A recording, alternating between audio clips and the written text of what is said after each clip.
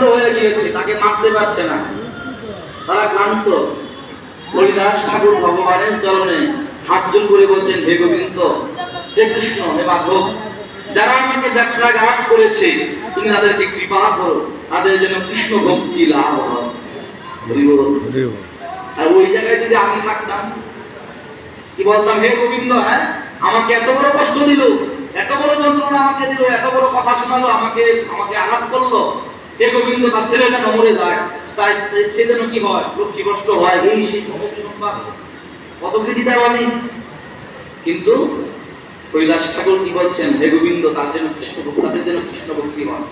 ঠিক ঠিক, যারা কিনা হরিদাস ঠাকুরকে মেরেছিলেন, ব্যথাঘাত করেছিলেন, তারা পরবর্তীতে পরম বৈষ্ণবে পরিণত হয়েছিলেন।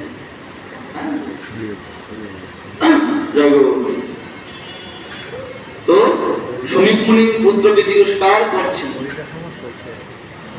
যে এত বড় একজন ধার্মিক রাজা, তাকে তুমি এখন এত বড় অভিসম্পাদ দিয়ে দেবে।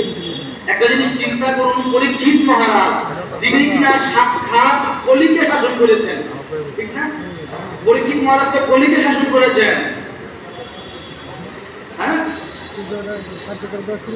কলিকে যিনি শাসন করতে পারেন, এত বড় একজন ধার্মিক রাজা, বৈষ্ণব রাজা, ভক্ত রাজা, কলি সেদিনই প্রতিজ্ঞা করেছিল মহারাজ